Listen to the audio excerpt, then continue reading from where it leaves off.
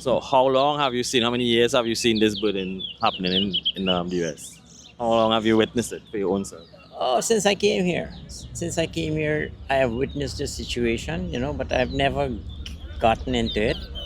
But now I decided to get into it, and because I have the time. So there's a therapy for me, as a matter of fact. So birding is a therapy for Mr. Ali, also known as Teach. So we're here with Ali, right? Yeah, here the people call me Teach, retired from the teaching profession. So we have more time for the birds. All the people who sit here, they're retirees. So that's why the youngsters are afraid to come by us. So how long now have you been in birds? Oh, I have been bored since in Guyana, but since I have time now, I started from last year. And So how you feel about bringing your love and passion for birds across here to the US now?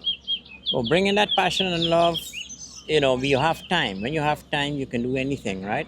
And that's like how people have their pets. Yeah. This is like our pets, and we just train them and we love watching them, how they develop, Yeah. and teach them different habits and so, and they acquire it. How you feel about the one hiccup? You only have 3 months in a year to bring out your bird. Well, those are the 3 years when you find that these birds perform far better than the whole year, because whole year they sometimes they drop back and come on, and that's what we say. Drop back means they don't whistle so much, they stop whistling, Yeah. and then they start back. So what it took for you to acquire your bird in the first place and get it to the status to come and bring them out today? Yeah, well, training, as I said before, Uh-huh. right? You feed them properly. There's seed coming up and so on. You have to get those seeds and feed up the bird properly, let them eat properly, because they like the outer seed, not the manufactured dry seed that they have, but the fresh seed. Sometimes the seeds come from Guyana. We feed them what they call black seed, and then you have the green seed growing around here, the grass seed, and you feed them up and they're happy, they're healthy. The That's green, the key. the black seed they talk about, we know it in Trinidad as crab eye. You know it as crab eye? No, black seed. Yeah, Trinidadians call the black seed crab eye. You can have that in Caroni. Most Yeah, places where you have the black yeah, water. yeah. Right? And black seed is important. It gives them a lot of vitamins, and we know that the grass seed is important for birds. Yeah. So that's the key to it, you know. But not all birds have the quality to really come to that standard, right? You have to choose your bird that you want to really develop. Yeah, so that's one of my follow-up questions now. How do you choose a bird over here? I mean, somebody select the bird for you? How you acquiring the bird itself? You look at the board, you look at the structure of the board, right? How it runs, or whatsoever, how it fences and so. If you want, you mind from young. If not, most people they take it from young, from brown, spotted, and then they train it when it molts, then it becomes a better bird.